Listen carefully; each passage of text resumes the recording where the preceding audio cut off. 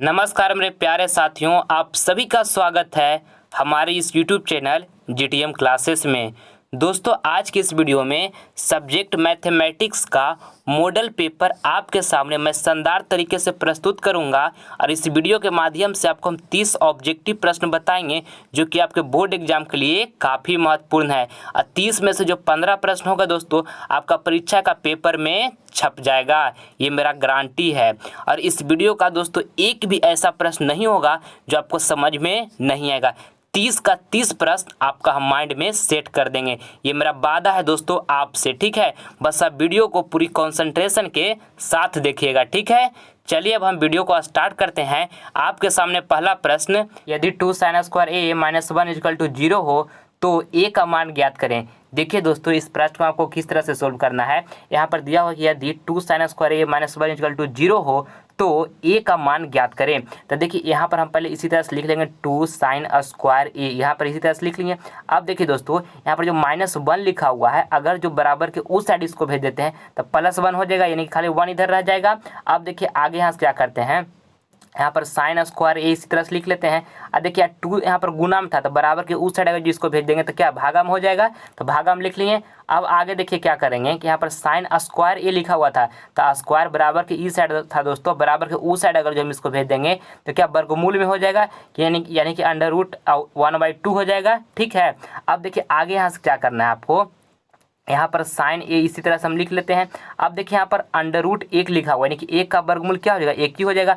और यहाँ पर √2 तो इसी तरह से रह जाएगा दोस्तों। अब देखिए आगे यहाँ सबको क्या a का मान ज्ञात करने के लिए कहा गया है, ठीक है। तो देखिए यहाँ पर हम sin a इसी तरह से लिख लेते हैं, ठीक है।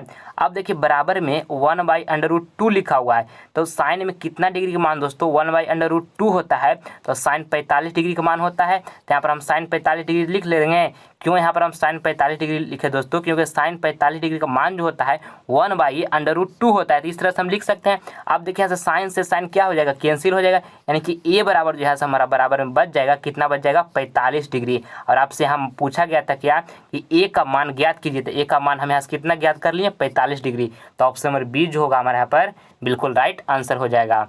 आइए अगला प्रश्न हम देख लेते हैं। दूसरा नंबर, AP 3,7,11,15 ... है, तो A और D निकालें। देखिए दोस्तों, ये प्रश्न में आपको AP में आपको सीरीज दे दिया गया है, ठीक है। और आपको यहाँ से A निकालने के लिए कहा। A मतलब होता है दोस्तों प्रथम पद, ठीक है, प्रथम पद आपको निकालना है। और D मतलब होता है सार्व अंतर, जिसको हम इंग्लिश में कॉमन डिफरेंस बोलते हैं और उसको D से सूचित करते हैं, ठीक है। तो देखिए आपको प्रथम पद निकालना है, तो देखिए यहाँ जो हमारे यहाँ 3 लिखा हुआ है हमारा T1 है, कहने का मतलब प्रथम पद है। और 7 जो लिखा हुआ है हमारा T2 है, यानी कि 7 जो है हमारा दूसरा पद है, ठीक है। और इसी तरह से यहाँ पर देखिए 11 जो लिखा हुआ है तीसरा पद है, और इसी तरह से आगे और बढ़ते जाएगा, ठीक है।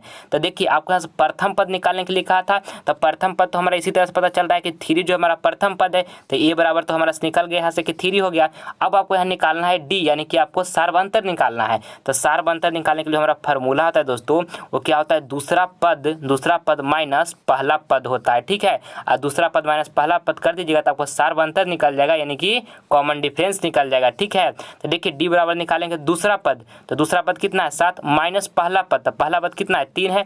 अब यहाँ से घटा लीजिएगा, 7 - 3 की जगह कितना आ जाएगा 4 आ जाएगा, यानी कि D बराबर यहाँ से हमको सार्व अंतर बराबर कितना निकल के आ गया 4। और यहाँ पर प्रथम पद बराबर कितना निकल के आ गया 3। तो ऑप्शन नंबर D में देखिए लिखा हुआ है A बराबर 3 और D बराबर 4, जो कि हमारा बिल्कुल राइट आंसर हो जाएगा, ठीक है। आपको ये फार्मूला याद रखना है कि यहाँ से जो हमारा कॉमन डिफरेंस बराबर सार्व अंतर बराबर दोस्तों जो फार्मूला होता है T2 - T1 होता है, दूसरा पद माइनस पहला पद, ठीक है। आइए अगला प्रश्न हम देख लेते हैं। तीसरा नंबर, √10 × √15 बराबर है। देखिए दोस्तों, इस प्रश्न को आपको किस तरह से सोल्व करना है। यहाँ पर देखिए आपको लिखा हुआ है √10 लिखा हुआ है, ठीक है। और इंटू में आपको लिखा हुआ है यहाँ पे √15। तो देखिए आपको दोनों को जब गुना यहाँ से कीजिएगा तो क्या हो जाएगा, यहाँ पर 150 का √ इस तरह से हो जाएगा। अब देखिए इसको आप अभाज्य गुणनखंड निकाल लीजिए 150 का, ठीक है। आपको यहाँ से इसका सोल्यूशन पता चल जाएगा। तो 2 से लगाइएगा तो कितना टाइम में कट जाएगा 75 टाइम में, और फिर से कितना लगेगा 3 टाइम में लगेगा। तो यहाँ से लगाइएगा तो कितना आ जाएगा 25 आ जाएगा। ठीक है, अब कितना लगेगा, 5 में लगेगा, यहाँ पर 5 बचेगा 25 हो जाएगा। यानी कि आप हम इसको इस तरह से लिख सकते हैं 2 × 3 और इंटू में यहाँ क्या लिख सकते हैं 5 × 5। ठीक है, और इसका अंडर रूट था तो हम अंडर रूट इसी तरह से लिख लिए। अब देखिए पेयर यानी कि जोड़ा किसका लग रहा है, 5 का जोड़ा लग रहा है, तो यहाँ से यहाँ 5 जो है जो बाहर निकल जाएगा और अंदर अंडर रूट के अंदर क्या रह जाएगा, यहाँ जो 2 और 3 है जो अंडर रूट के अंदर रह जाएगा, तो 3 दूनी का कितना हो जाएगा 6, यानी कि इसका राइट आंसर जो हो जाएगा √5 इंटू में √6। ठीक है, तो देखिए ऑप्शन नंबर ए में लिखा हुआ है, तो ऑप्शन नंबर ए यहाँ पर हमारा बिल्कुल राइट आंसर हो जाएगा। इस तरह से आपको इसको सोल्व करना है एग्जाम में। ठीक है, आइए अगला प्रश्न हम देख लेते हैं।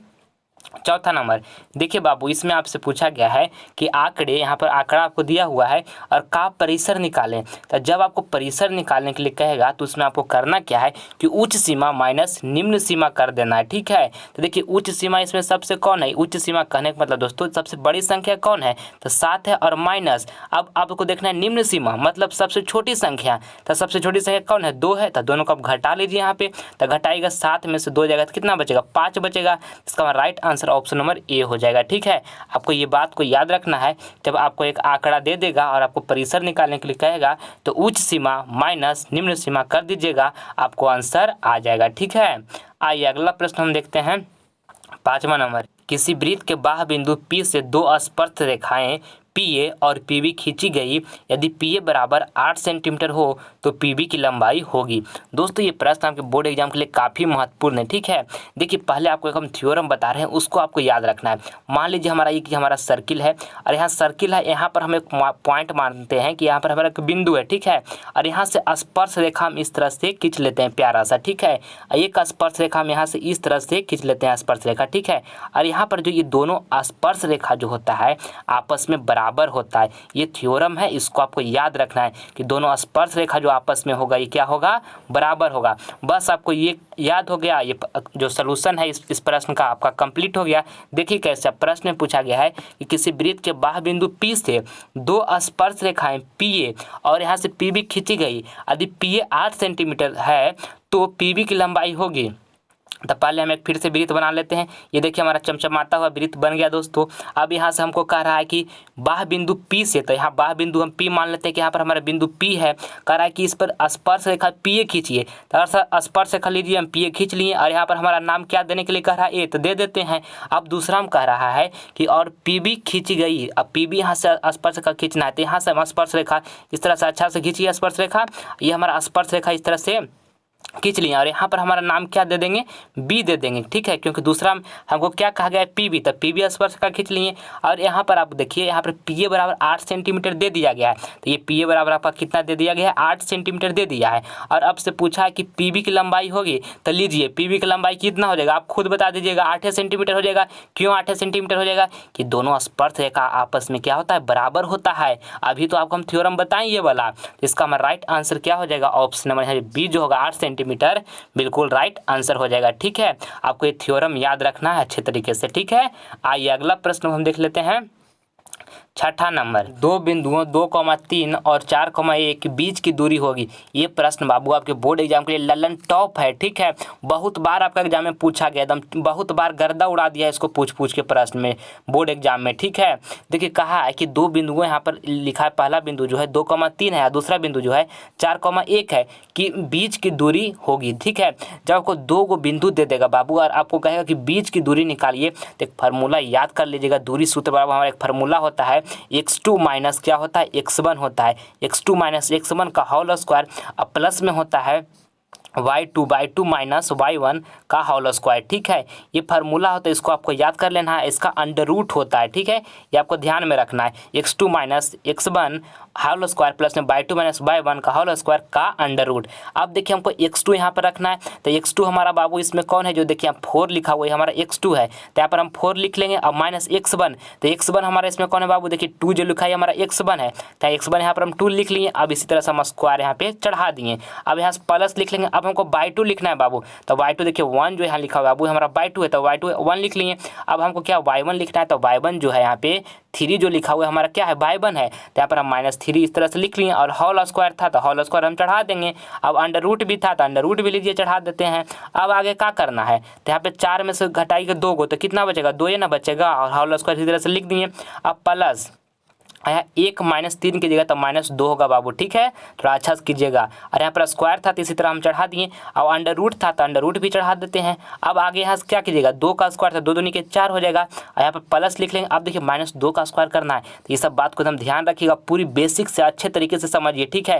देखिए -2 का स्क्वायर करना है, स्क्वायर मतलब क्या कि -2 को हम 2 बार गुना करेंगे, -2 × -2, तो यहाँ पर गुना करेंगे तो माइनस माइनस प्लस हो जाएगा, 2 दूनी के 4 हो जाएगा, यानी कि यहाँ पर -2 का जब हम स्क्वायर करेंगे तो कितना आ जाएगा, +4 आ जाएगा, ठीक है। तो -2 का स्क्वायर कितना आ गया, 4 आ गया।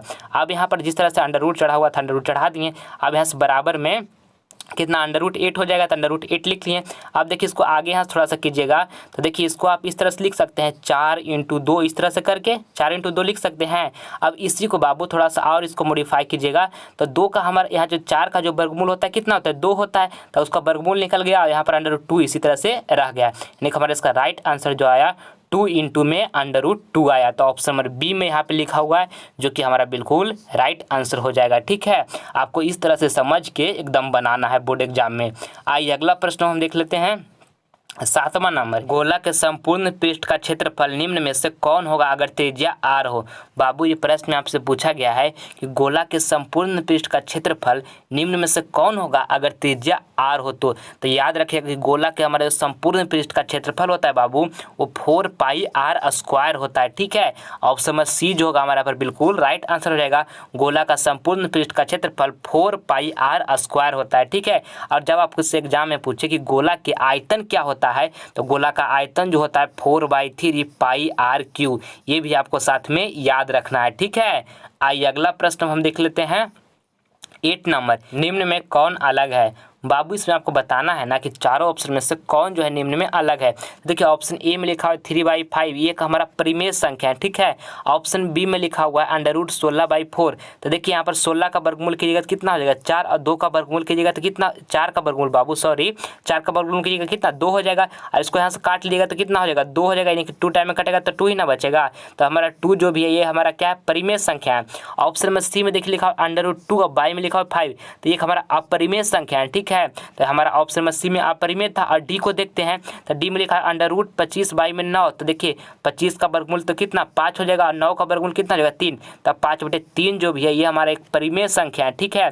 तो देखिए ऑप्शन ए में भी हमारा परिमेय संख्या था, बी में भी परिमेय संख्या था, और यहाँ डी में भी परिमेय संख्या था, मगर सी में जो √2/5 लिखा हुआ है हमारा अपरिमेय संख्या है, ठीक है। तो ये ऑप्शन में सी जो है हमारा अलग है, ठीक है। तो ऑप्शन में सी यहाँ पर बिल्कुल करेक्ट आंसर हो गया।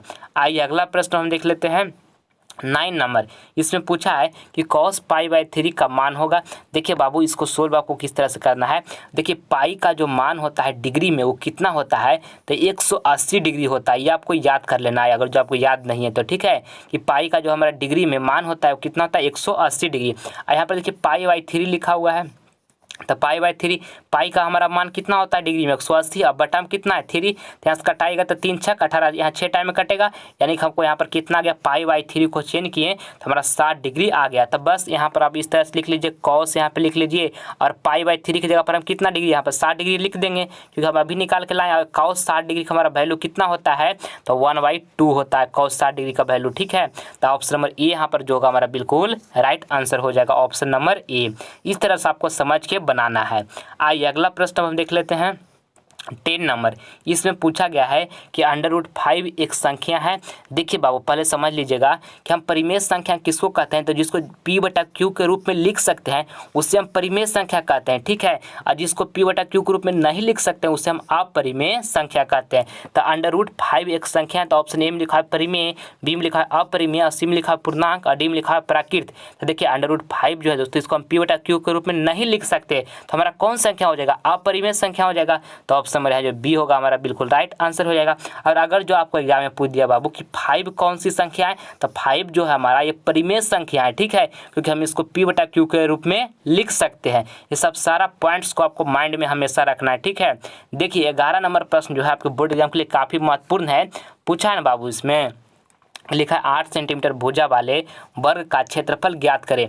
तो देखिए आपको यहाँ से वर्ग का क्षेत्रफल ज्ञात करना है। तो वर्ग का क्षेत्रफल का हमारा जो फार्मूला होता है वो क्या होता है, जिसको आपको ध्यान में रखना है कि भुजा स्क्वायर, ठीक है, भुजा स्क्वायर जो होता है हमारा वर्ग का क्षेत्रफल होता है। और देखिए हमको भुजा यहाँ पर 8 सेंटीमीटर दे दिया गया है, तो भुजा की जगह पर हम 8 सेंटीमीटर रख देते हैं, इसका स्क्वायर कर देते हैं, तो हमारा वर्ग का क्षेत्रफल निकल जाएगा ना। अब स्क्वायर मतलब क्या किया, 8 सेंटीमीटर 2 बार गुना करना है, तो 8 सेंटीमीटर 2 बार गुना करेंगे तो कितना, 8 8 64, और सेंटीमीटर 2 बार गुना करेंगे तो सेंटीमीटर का स्क्वायर हो जाएगा। ठीक है, तो देखिए 64 centimetre square option number A में दिया हुआ है, जो कि हमारा बिल्कुल राइट आंसर हो जाएगा। नेक्स्ट प्रश्न अब हम देख लेते हैं बाबू 12 नंबर। ये प्रश्न आपके बोर्ड एग्जाम के लिए तो एकदम कतई जहर है, बार बार आपका एग्जाम में पूछा जाता है, इसको आप अच्छी तरीके से समझिएगा। ठीक है, बिंदुओं ए 4,5 तथा बिंदु बी जो है 6,5 को मिलाने वाली रेखा का मध्य बिंदु ज्ञात करें।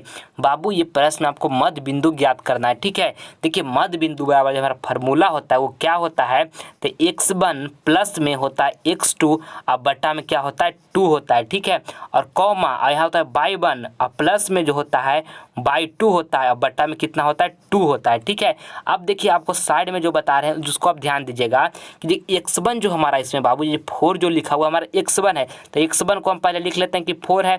अब y1 जो हमारा है, y1 कौन है, तो जो 5 लिखा हुआ है ये हमारा y1 है। ठीक है, और देखिए x2 जो इसमें बाबू हमारा x2 कौन है, 6 है। ये सब बेसिक चीज़ है, इसको आप समझिएगा। देखिए ये 5 जो लिखा हुआ है बाबू ये हमारा y2 है। ठीक है, तो y2 हमारा कितना हो जाएगा 5 यहाँ पे। ठीक है, बस ये सब हमको पता चल गया। अब यहाँ पर वैल्यू पुट कीजिए, आपको यहाँ से मध्य बिंदु ज्ञात हो जाएगा। तो x1 हमारा कितना है 4 है, तो यहाँ पे 4 लिख लेंगे। और देखिए x2 हमारा कितना है 6 है, तो यहाँ 6 लिख लेंगे, अब बटा में 2 लिख लेंगे। अब देखिए यहाँ पर y1, तो y1 हमारा कितना है 5 है। ठीक है, अब y2 हमारा कितना है, y2 भी हमारा 5 है। ठीक है, अब बटा में 2 कर लेते हैं। अब यहाँ जोड़िएगा तो कितना हो जाएगा, 6 4 10 होगा, बटा में 2 हो जाएगा, और यहाँ से कॉमा लिख लेंगे। और यहाँ पर देखिए 5 5 10 और बटा में 2 हो जाएगा। और यहाँ से काटिएगा तो यहाँ पर 2 5 10 5 टाइम में कटेगा, इसको भी काटिएगा तो 2 5 10 यानी कि 5 टाइम में कटेगा, यानी कि यहाँ से हमको बराबर में जो आएगा 5,5 आ जाएगा हमारा मध्य बिंदु निकाल के। ठीक है, तो ऑप्शन नंबर बी में लिखा हुआ है, जो कि हमारा बिल्कुल करेक्ट आंसर हो जाएगा। इसको आपको मध्य बिंदु का जो हमारा ज्ञात करने का फार्मूला क्या होता है, इसको आपको याद रखना है कि x1 प्लस में x2 बाई में 2 comma y1 plus y2 by में क्या होता है 2 होता है। ठीक है, ये आपको याद रखना है बाबू अच्छे तरीके से। ठीक है, आइए अगला प्रश्न हम देख लेते हैं 13 नंबर। इसमें पूछा गया है कि त्रिभुज एक जो ABC एक त्रिभुज है जिसमें आपको कोण B जो है 40 डिग्री है तथा कोण A जो है 70 डिग्री है, तो कोण C निकालें। देखिए बाबू इस प्रश्न को आपको किस तरह से सोल्व करना है समझिएगा अच्छे तरीके से। ठीक है, देखिए पहले हम इसमें क्या करते हैं, एक त्रिभुज बना लेते हैं। एक त्रिभुज हम चमचमाता हुआ देखिए आपके सामने त्रिभुज बना रहे हैं, ये हमारा त्रिभुज है। ठीक है, और इसमें हम नाम दे देते हैं जैसे जैसे यहाँ पे नाम दिया हुआ। मान लीजिए कि यहाँ पर हमारा A है और यहाँ पर हमारा B है और यहाँ पे C है, तो ABC हमारा त्रिभुज हो गया। अब पहले आपको ये ध्यान में रखना है पॉइंट की कि हमारा जो त्रिभुज का तीनों कोनों का योग होता है बाबू वो कितना होता है, तो त्रिभुज का तीनों कोनों का योग जो होता है 180 डिग्री होता है। ये आपको याद रखना है। कोण A प्लस कोण B प्लस में कोण C इक्वल टू कितना हो जाएगा 180 डिग्री। त्रिभुज का तीनों कोनों का योग जो होता है 180 डिग्री होता है। अब देखिए आपको कोण A यहाँ पर 70 डिग्री दे दिया गया है, तो कोण A की जगह पर 70 डिग्री रख देंगे। अब कोण B जो है आपको 40 डिग्री दे दिया है, तो कोण B की जगह पर 40 डिग्री रख देंगे। और कोण C यहाँ पर हम इसी तरह से लिख देंगे क्योंकि कोण C तो हमको निकालने हैं बाबू, तो यहाँ पर देखिए 180 यहाँ पर इसी तरह से लिख लेंगे। अब यहाँ से कोण C निकालना है, 70 प्लस यहाँ पर 40 की जगह कितना हो जाएगा 110 हो जाएगा। यहाँ पर प्लस कर लेंगे कितना हो जाएगा, प्लस यहाँ पर कोण C हो जाएगा, बराबर में यहाँ पर हम 180 इसी तरह से लिख दिए। ठीक है, अब देखिए यहाँ पर हमको कोण C बराबर निकालना था, तो 180 लिखेंगे और 110 बराबर की साइड था, तो बराबर की उस साइड में जाएगा तो क्या हो जाएगा माइनस 110 हो जाएगा। ठीक है, और यहाँ से कोण C हमको निकालना है, तो यहाँ पर 180 माइनस 110 करेंगे तो कितना हो जाएगा 70 डिग्री हो जाएगा। ठीक है, देखिए कोण C बराबर क्या निकल के आ गया बाबू 70 डिग्री, जो ऑप्शन नंबर C में दिया हुआ है यहाँ पर हमारा बिल्कुल राइट आंसर हो जाएगा। इसमें आपको याद रखना है कि त्रिभुज का तीनों कोनों का योग जो होता है 180 डिग्री होता है। ठीक है, देखिए 14 नंबर प्रश्न हम देखते हैं। इसमें पूछा गया है कि यदि कॉस लिखा है 4x माइनस 10 डिग्री बराबर 0 हो तो x का मान होगा। देखिए आपको किस तरह से इसको सोल्व करना है। यहाँ पर लिखा है कॉस इंटू में लिखा हुआ है 4x minus 10 degree equal to 0। तो देखिए यहाँ पर हम इस तरह से इसी तरह जैसे लिखा हुआ उसी तरह से हम लिख लेंगे। ठीक है, कॉस लिखा हुआ है यहाँ पे 4x लिखा हुआ है और यहाँ पर माइनस 10 डिग्री लिखा हुआ है, तो माइनस 10 डिग्री लिख लिए और इस तरह से लिखा हुआ है। अब देखिए यहाँ पे 0 लिखा हुआ है, तो यहाँ पर क्या हम 0 की जगह पर कॉस cos 90 डिग्री लिख सकते हैं बाबू, क्योंकि cos 90 डिग्री का जो मान होता है वो 0 होता है, तो हम 0 की जगह पर cos 90 डिग्री लिख सकते हैं।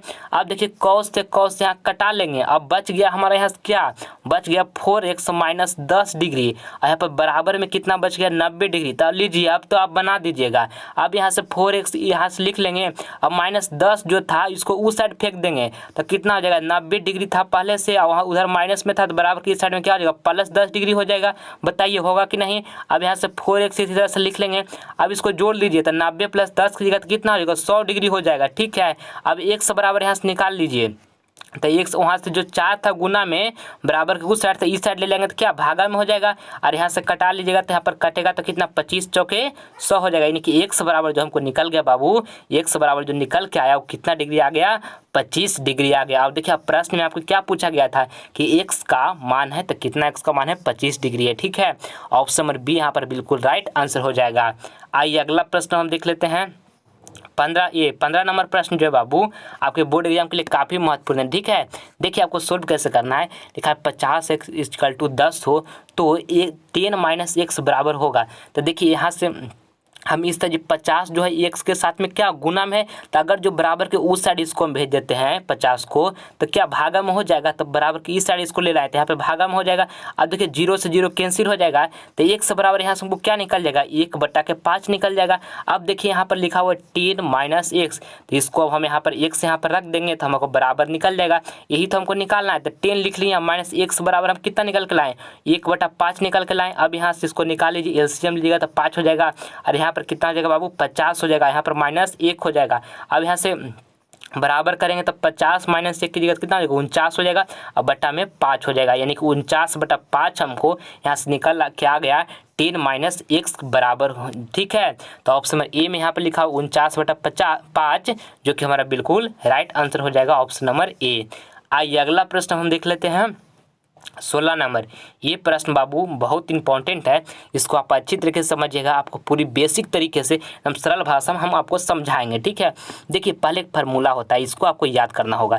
a माइनस बी और इनटू में होता है a प्लस बी। ठीक है, ये फार्मूला होता है, इसके बराबर में हमको क्या हो जाएगा a स्क्वायर और माइनस में b स्क्वायर। ये फार्मूला का आपको रट जाइए, बेसिक फार्मूला है। ठीक है, अब देखिए मान लीजिए यहाँ जो एक लिखा हुआ है हमारा a है, और साइन a जो है हमारा मान लीजिए कि b है, तो बस ये फार्मूला पर रख दीजिए, आपको यहाँ से आंसर आ जाएगा। तो यहाँ पर हम फिर से लिख लेते हैं कि यहाँ पर 1 माइनस साइन ए लिख लेते हैं, और यहाँ पर इनटू था तो इनटू में हम लिख लेते हैं, और यहाँ पर फिर क्या था 1 प्लस यहाँ पे साइन ए था तो इसको भी हम इनटू में इसी तरह से लिख लिए। अब यहाँ से बराबर में क्या हो जाएगा ए का स्क्वायर, तो ये हम किसको माने थे एक के स्क्वायर यहाँ पर कर लेंगे, और माइनस में किसका स्क्वायर करेंगे साइन ए का स्क्वायर यहाँ पे कर लेंगे। ठीक है, यहाँ तक समझ गए। अब देखिए यहाँ पर एक का स्क्वायर की जगह क्या एक ही हो जाएगा, और साइन स्क्वायर इसी तरह से हम साइन स्क्वायर यहाँ पे लिख देंगे, और इसके बराबर 1 माइनस साइन स्क्वायर ए बराबर जो हमारा फार्मूला होता है बाबू क्या होता है कॉस स्क्वायर ए होता है। ठीक है, कॉस स्क्वायर ए होता है, तो ऑप्शन हमारे यहाँ पर बी में कॉस स्क्वायर ए लिखा हुआ है जो कि हमारा बिल्कुल राइट आंसर हो जाएगा। ठीक है, इसको आपको याद रखना है कि 1 माइनस साइन स्क्वायर ए बराबर फार्मूला क्या होता है कॉस स्क्वायर ए होता है, तो ऑप्शन नंबर बी बाबू यहाँ पर हमारा बिल्कुल राइट आंसर हो गया। इस पर फार्मूला पर रख के आप इस तरह से आराम से इसको बना लीजिएगा, आपको आंसर आ जाएगा। नहीं तो आप गुना करके भी इसको आप बनाइएगा तो पर भी आपको आंसर जो है कॉस स्क्वायर ए ही आएगा। ठीक है, उस तरह से भी आप बना सकते हैं। आइए अगला प्रश्न हम देख लेते हैं। 17 नंबर ये प्रश्न में आपसे पूछा गया है कि 3 घात वाले बहुपद का कितना शून्यंक होगा। तो बाबू ध्यान में रखिएगा कि 3 घात वाले बहुपद का 3 ही शून्यंक होगा, तो ऑप्शन में डी जो होगा यहाँ पर हमारा बिल्कुल राइट आंसर हो जाएगा। ठीक है, और देखिए अगर जो आपसे पूछ देगा कि 2 घात वाले बहुपद का कितना शून्यंक होगा, तो 2 घात वाले बहुपद का 2 ही शून्यंक होगा, और 1 घात वाले बहुपद का कितना शून्यंक होगा, तो उसका 1 घात वाले बहुपद का 1 ही शून्यंक होगा। ये सब आपको माइंड में हमेशा फिट रखना है। ठीक है, और ऐसे भी आपको एग्जाम में पूछा जाता है। ठीक है, कहेगा 1 घात वाले बहुपद को क्या कहते हैं, तो रैखिक बहुपद कहते हैं। 2 घात वाले बहुपद को क्या कहते हैं, तो द्विघात बहुपद कहते हैं, और 3 घात वाले बहुपद को क्या कहते हैं, तो त्रिघात बहुपद कहते हैं। ये सब हमेशा आपको याद रखना है, एकदम बेसिक चीज़ है ये सब। ठीक है, देखिए 18 नंबर प्रश्न आप देखिए, इसमें पूछा गया बाबू आपसे कि यदि किसी त्रिज्या खंड का त्रिज्या 14 मीटर है तथा थीटा 90 डिग्री हो तो त्रिज्य खंड का क्षेत्रफल ज्ञात करें। तो देखिए पहले तो आपको यहाँ से किसी त्रिज्या खंड का त्रिज्या दे दिया है कि 14 मीटर हो और थीटा आपको 90 डिग्री दे दिया गया है और आपको कहा कि त्रिज्य खंड का क्षेत्रफल ज्ञात करें। तो त्रिज्य खंड का क्षेत्रफल बराबर बाबू हमारा फार्मूला क्या होता है, तो इसको आपको याद रखना है हमेशा के लिए कि होता है फार्मूला थीटा बटा में क्या होता है 360, थीटा बटा 360 और इंटू में क्या होता है पाई आर स्क्वायर होता है। ठीक है, अब देखिए थीटा हमको कितना 90 डिग्री दे दिया गया है, तो यहाँ पे हम 90 डिग्री थीटा की जगह पर लिख लेते हैं। अब बटा में कितना लिख लेंगे 360, तो बटा में 360 लिख लेंगे। अब पाई का दोस्तों यहाँ पर वैल्यू कितना हो जाएगा, तो 22/7 हो जाएगा, तो 22/7 लिख लेंगे। और देखिए आर, तो आर हमारा यहाँ कितना दिया हुआ है 14 मीटर, यानी त्रिज्या मतलब बाबू होता है रेडियस, इंग्लिश में हम बोलते हैं रेडियस त्रिज्या को। ठीक है, जिसको हम आर से सूचित करते हैं, तो यहाँ पर आर स्क्वायर लिखा हुआ है। ठीक है, तो यहाँ पर हम यहाँ पर त्रिज्या का स्क्वायर करेंगे यानी कि 14 × 14 2 बार लिख लेते हैं, तो यहाँ पर आर का स्क्वायर हो गया। अब देखिए 0 से 0 यहाँ से कैंसिल हो जाएगा, यहाँ पर काटिएगा तो 9 चौके की कितना 36, और यहाँ से देखिए यहाँ पर काटिए इसको 7 यहाँ पे लिखा हुआ है, तो यहाँ पर 7 दूनी की कितना हो जाएगा 14 हो जाएगा। ठीक है, और फिर यहाँ से काटिएगा 2 से इसको काटिएगा तो 2 दूनी 4 हो जाएगा, और फिर इस 2 से काट लिएगा तो यहाँ पे 7 टाइम में कट जाएगा। यानी कि अब यहाँ से आपको करना क्या है आगे में, यहाँ पर 22 × 7 केवल करना है। ठीक है, तो 22 × 7 की जगह तो यहाँ पर देखिए 7 दूनी के 14 यानी 4 हो जाएगा और 7 दूनी 14 1 15 हो जाएगा। ठीक है, यानी कि 154 मीटर स्क्वायर जो होगा यहाँ पर हमारा राइट आंसर आ जाएगा, जो कि ऑप्शन नंबर डी में लिखा हुआ है। ठीक है, ये फार्मूला आपको याद रखना है बाबू कि त्रिज्य खंड का जो क्षेत्रफल हमारा फार्मूला होता है वो थीटा बटा 360, अब इंटू में क्या होता है पाई आर स्क्वायर होता है, ये आपको रट जाना है। ठीक है, आइए अगला प्रश्न हम देख लेते हैं। 19 नंबर पूछा कि बाई अक्ष को क्या कहते हैं, काफ़ी महत्वपूर्ण है आपके बोर्ड एग्जाम के लिए।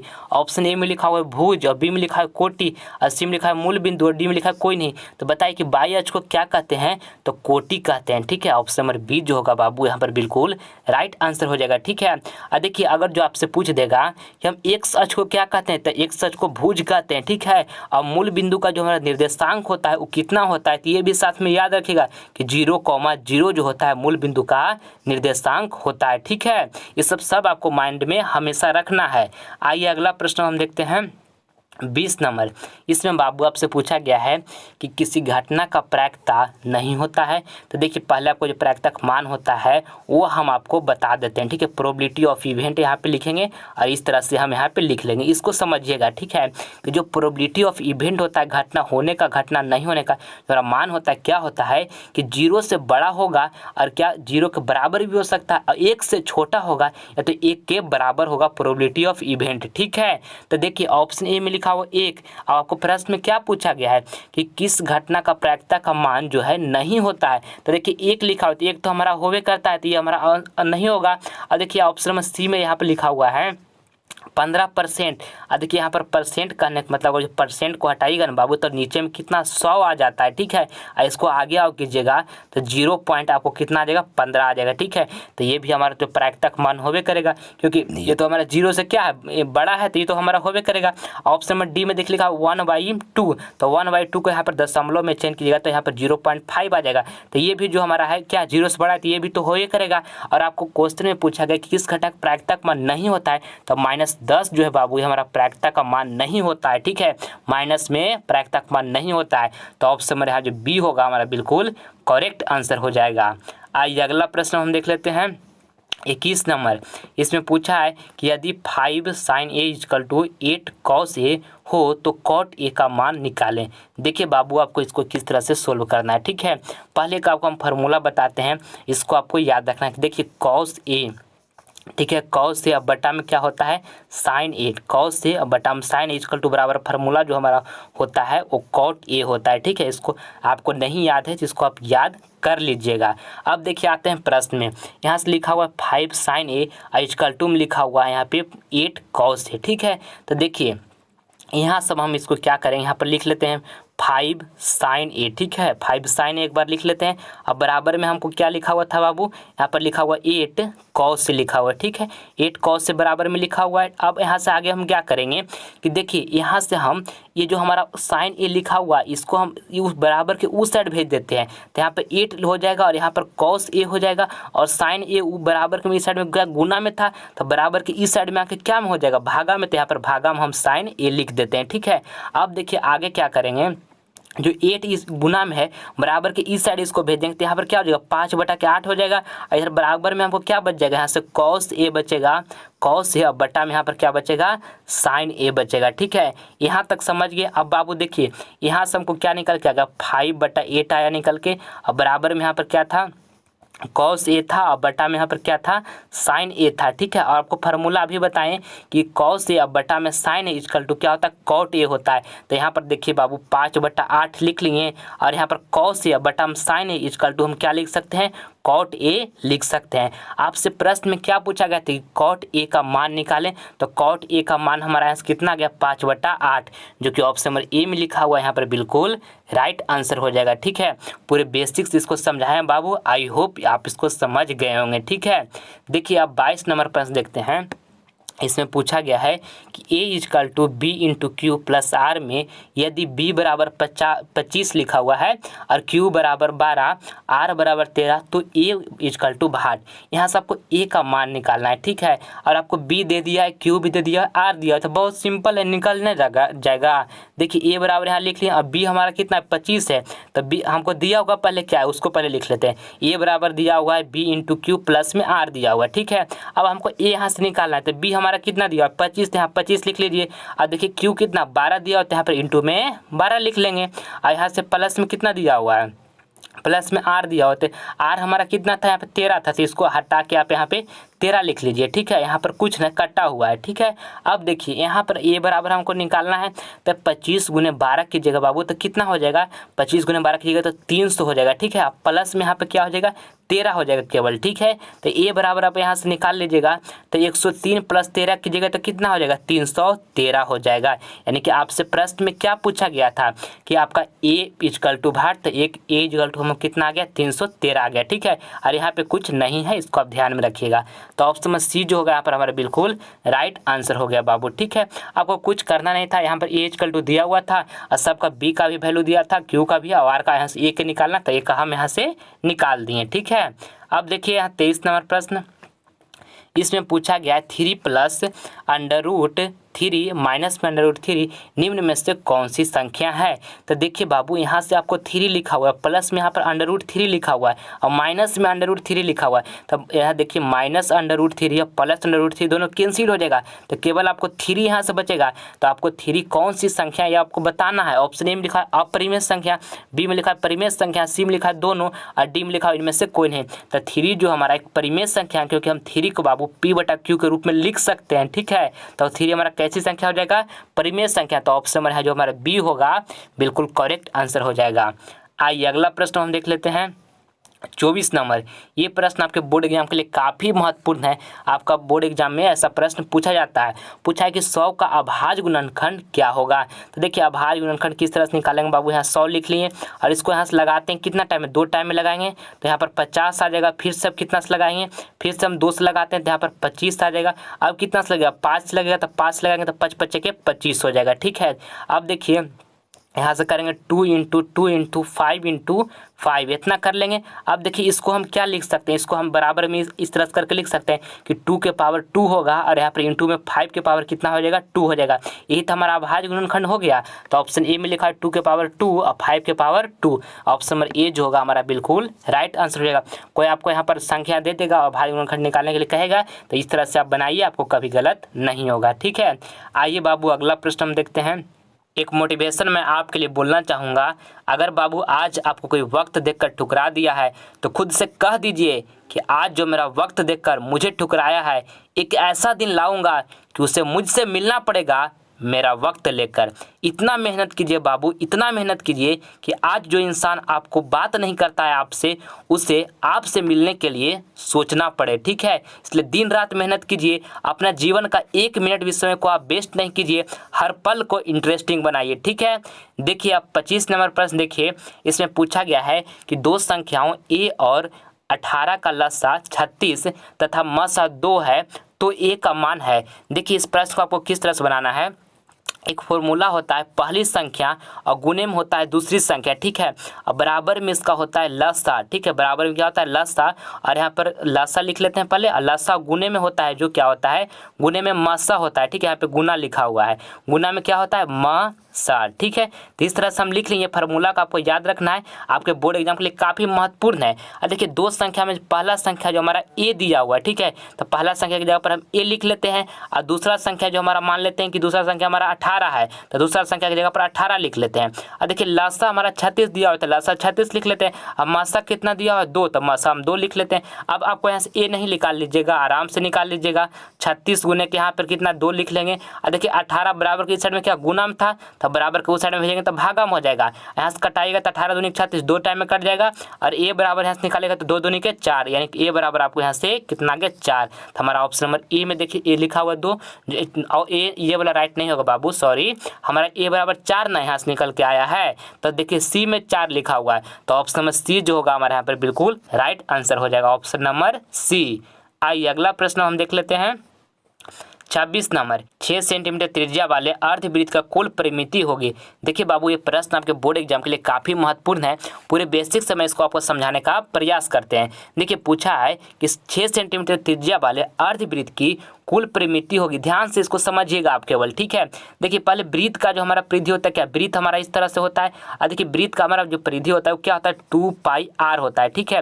और देखिए आपसे कहा गया कि अर्धवृत्त का जो है आपको कुल परिमिति क्या होगा वो बताना है। तो अर्धवृत्त हम यहाँ पर बना लेते हैं। देखिए ये मान लीजिए हमारा जो है अर्धवृत्त है, ठीक है। तो हमारा देखिए हम वृत्त का परिधि क्या 2πr हो रहा है, तो इसका आधा करेंगे, यहाँ पर 2πr का आधा करेंगे तो कितना हो जाएगा 2 से 2 कैंसिल हो जाएगा। तो यहाँ पर क्या बचेगा πr बचेगा। तो जो ये पाई आर हुआ यहाँ से लेके यहाँ तक जो हुआ बाबू ये हमारा पाई आर हुआ, ठीक है। और देखिए एक आर जो हमारा यहाँ से लेके यहाँ तक एक आर हुआ है, ठीक है। यहाँ से लेके यहाँ तक एक आर है और एक आर यहाँ से लेके यहाँ तक है, ठीक है। तो ये आर प्लस आर करेंगे तो कितना हो जाएगा 2r हो जाएगा। यानी कि यहाँ पर हमारे जो कहेंगे कि अर्धवृत्त का जो कुल परिमिति होता है वो पाई आर प्लस में 2r होता है। इस तरह से आपको समझ के याद रखना है, ठीक है। अब देखिए यहाँ से हमको फार्मूला निकल गया, पाई आर और प्लस में क्या था 2r था। ये हमारा कुल अर्धवृत्त का जो कुल परिमिति था ये फार्मूला निकल गया। देखिए ध्यान दीजिएगा कि आपको परिमिति कहे या परिमाप कहे, ठीक है, या परिधि कहे, ये तीनों बात एक ही है, ठीक है। अब देखिए इसमें से दोनों कॉमन कुछ आपको नजर आ रहा होगा, आर दोनों में है तो हम यहाँ भी आर है यहाँ भी आर है, तो इसमें से हम कॉमन कर लेंगे आर को, तो यहाँ पर पाई बचेगा और प्लस में यहाँ पर क्या बच जाएगा 2 बच जाएगा। अब देखिए यहाँ पर आपको त्रिज्या 6 सेंटीमीटर दे दिया गया है। आर मतलब त्रिज्या, त्रिज्या को हम इंग्लिश में बोलते हैं रेडियस, जिसको हम आर से सूचित करते हैं, ठीक है बाबू। तो हमको त्रिज्या 6 सेंटीमीटर दे दिया गया है, तो यहाँ पर त्रिज्या की जगह पर हम 6 लिख लेंगे और यहाँ पर पाई और प्लस में 2 इसी तरह से लिख लेंगे। अब देखिए कौन ऑप्शन में हमको दिया हुआ है, ऑप्शन नंबर यहाँ पर देखिए बी में लिखा हुआ है पाई प्लस में 2 और यहाँ पर 6 सेंटीमीटर, तो ऑप्शन नंबर यहाँ पर बी जो होगा हमारा बिल्कुल करेक्ट आंसर हो जाएगा। आई होप बाबू ये समझ में आपको अच्छी तरीके से आया होगा। देखते हैं अब हम 27 नंबर प्रश्न। इसमें पूछा गया है कि किसी घटना ई के लिए प्रोबेबिलिटी ऑफ इवेंट होने का प्लस में प्रोबेबिलिटी ऑफ इवेंट नहीं होने का इक्वल टू भाट। इसको मैं आपको बताना है किसी घटना ई के लिए प्रोबेबिलिटी ऑफ इवेंट प्लस में प्रोबेबिलिटी ऑफ इवेंट नहीं होने का जो बराबर में भाट होता है वो क्या होता है। तो याद रखेगा बाबू कि प्रोबेबिलिटी ऑफ इवेंट यानी कि घटना होने का प्लस में घटना नहीं होने का इक्वल टू जो होता है 1 होता है, ठीक है। तो ऑप्शन नंबर है जो बी होगा हमारा बिल्कुल राइट आंसर हो जाएगा। आपको इस तरह से याद रखना है कि घटना होने का और घटना नहीं होने का जो सम होता है यानी कि योग होता है जो कितना होता है 1 होता है, ठीक है। तो ऑप्शन नंबर यहाँ पर बी जो होगा बिल्कुल करेक्ट हो जाएगा। आइए अगला प्रश्न हम देख लेते हैं 28 नंबर।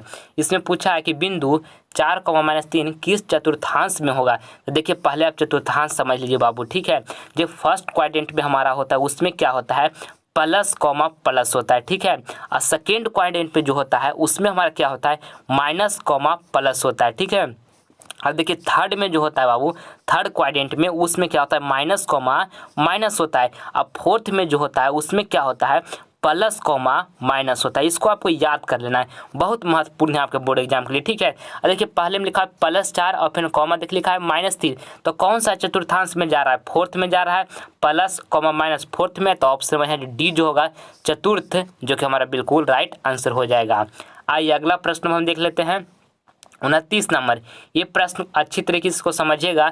इसमें आपको ट्रिग्नोमेट्रिकल वैल्यू का मान याद होना बहुत जरूरी है बाबू, तब आप इस तरह के प्रश्न को सोल्व कर पाइएगा। ठीक है, अगर जो आपको ट्रिग्नोमेट्रिकल वैल्यू नहीं याद है तो इससे पहले एक हम शानदार ट्रिक के साथ सारे ट्रिग्नोमेट्रिकल वैल्यू को याद करवाए हैं। अगर जो वीडियो आप नहीं देखें हैं तो उसका लिंक जाइए हमारे डिस्क्रिप्शन में मिल जाएगा, उसको आप देख लीजिए। आपको सारा जो ट्रिग्नोमेट्रिकल वैल्यू है वो आपको शानदार तरीके से याद हो जाएगा बहुत कम समय में। ठीक है, देखिए इसको कैसे बनाना है समझिएगा।